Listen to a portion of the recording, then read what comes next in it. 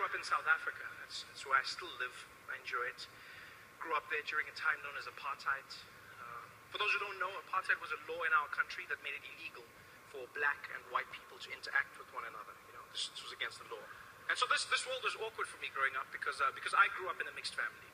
Well, with me being the mixed one in the family. My mother's a black woman, Xhosa woman, born in South Africa. That's one of the languages with the clicks, Xhosa. So a black woman.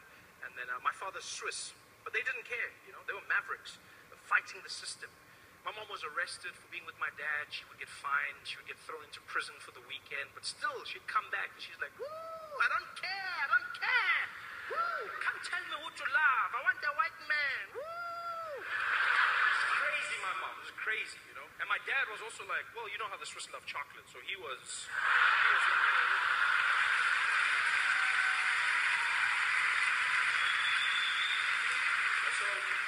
So they got together and they had me, which was illegal. So I was born a crime, which is something I don't think they ever thought through, because as a family we couldn't live together. You know, like in the streets we couldn't even be seen together. My father would have to walk on the other side of the road, and he could just wave at me from far, like a creepy pedophile. Or like a pedophile. I didn't have to say creepy. Like a pedophile. Because creepy implies there's some other sort of pedophile. There's none. There's no classy pedophile. There's no need. No, like, afternoon, ladies, afternoon. No, just browsing. There's so classy. No, he's a pedophile. And, my mom could walk with me. But if the police showed up, she'd have to let go of my hand and drop me and act like I wasn't hers. Every single time. Because we weren't supposed to exist as a family. So my mom would let go. It was like a little game we played. Police would show up like, woo! She'd be like, woo, I don't know. No, it's not mine. No, I don't know. It was horrible for me. I felt like a bag of weed. It was a tough time.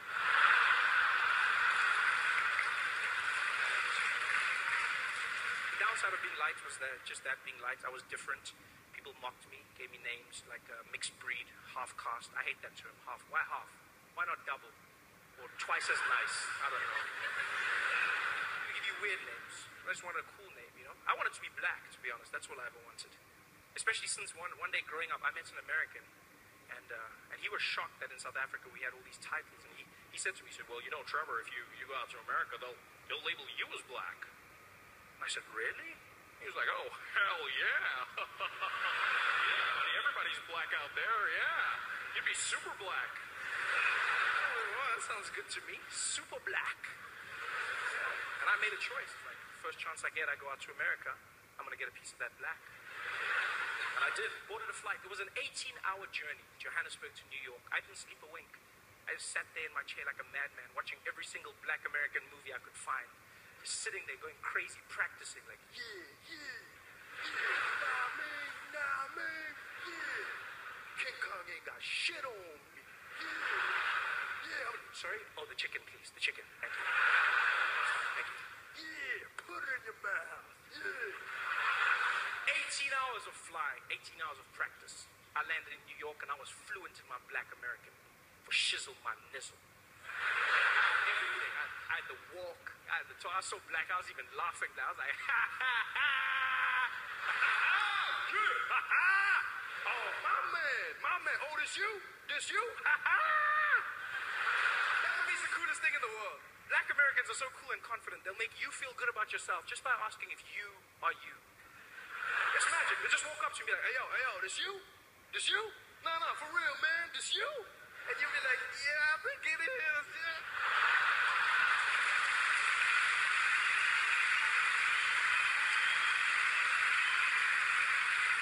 I was that black. I was super black. I was loving it. Until this guy walked up to me. I don't know it. Didn't even know me. Tapped me on the shoulder in the airport. He's like, ¿Qué? Paisano, ¿qué pasó, güey? ¿Qué da lo que no te quisiera que da lo eros, no? Ya llegamos, papi. Ya llegamos. I said, what? You talking to me? He said, yeah, I'm talking to you, man. I'm just saying, we made it, baby. We made it, eh? Now that we're here, our kind, we gotta stick together, hombre. So, our kind. 18 hours of flying and I wasn't black. I was Mexican.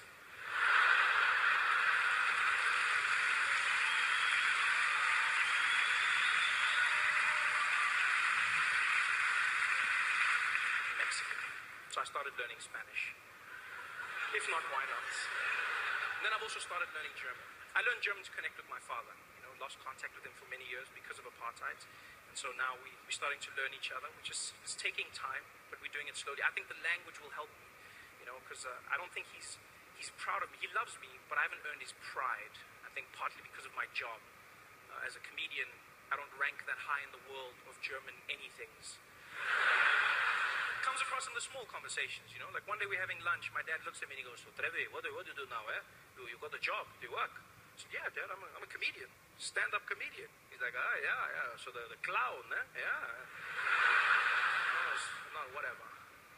German's holding me back, I dream of impressing him with his language.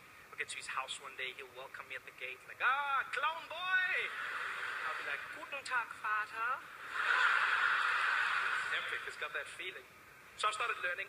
I learn in different ways, to watch German movies, play German speeches on my iPod when I sleep. Your brain remembers things you don't even know. It's beautiful. The only hiccup was, turned out I downloaded some of Hitler's speeches. It's not like Google warned me, don't judge me. Google wasn't like, "Oh, not those ones." No, it just let me download everything. And so I learned some of his nuances, not his philosophies. It's just, I've been told that when I speak German, sometimes I sound distinctly Hitlerish. Which I found out in Germany, which is not the best place to find out that you've got Hitler vibes. Would have rather found out at home. And it's funny now, not so much then. I was in Cologne, Germany, beautiful area. I'll never forget, I was walking around and I went into like a little sandwich shop, like one of those Subways where you make your own sandwich. And I walked in, the woman was really nice to me. She's like, "Guten Tag, kann ich Ihnen helfen?" And I looked at her and I thought, confidence, Trevor, confidence. I said, "Guten Tag! Ich will ein Kleinbrötchen haben, bitte schön. Das schwarze Brötchen mit dem Käse und das Schinken, bitte schön. Und gib für mich auch die Salami und ein Pepsi-Cola trinken, bitte."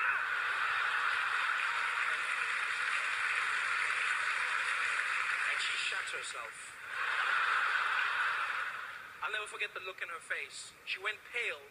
She looked me straight in the eye and she said, "Der schwarze Hitler," which means the black Hitler. I was so happy. She said Hitler, but at least she said I was black. You guys are fantastic. Thanks for having me.